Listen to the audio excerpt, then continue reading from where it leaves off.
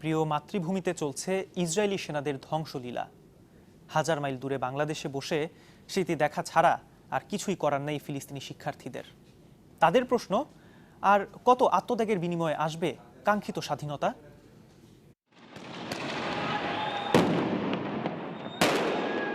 জ্বলছে Gaza, Israeli rocket, কামান আর বোমায় বিধ্বস্ত গোটা উপত্যকা। বর্বর এই হামলা থেকে বাঁচতে পারছে না সাধারণ জনগণ, এমনকি শিশুরাও।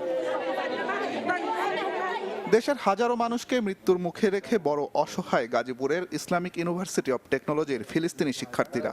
প্রতিক্ষণে স্বজন হারানোর আশঙ্কা। Every day we accepting die. My friend, my family, my teacher, everyone I know in my life. I'm waiting to hear his die. They're throwing rockets everywhere. Every day, like kids dying, people dying. We can't sleep at night. Our family is in a big danger. This is not correct. This is our land. And one day we will take it, inshallah, and it will be free, inshallah. যে হামাসকে সন্ত্রাসী সংগঠন আখ্যা দিয়ে ইসরায়েলের এই হামলা, সেই Hamas প্রসঙ্গে অবস্থান কি জানতে চাইলে উত্তর মেলে সবই মিথ্যা। ভুল ব্যাখ্যা মিলছে পশ্চিমা বিশ্বের কাছ থেকে। Hamas, they're not terrorists. They're the defender of Palestine, of Gaza.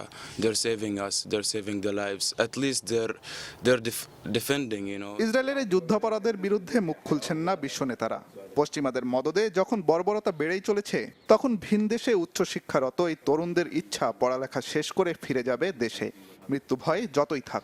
We have to do something good for our land. Now it's destroyed.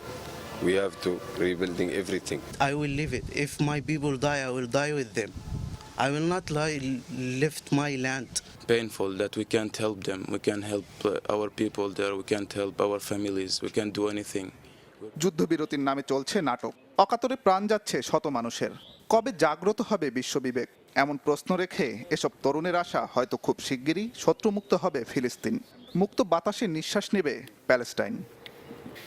Abrar Hossain, channel 24, Gazipur.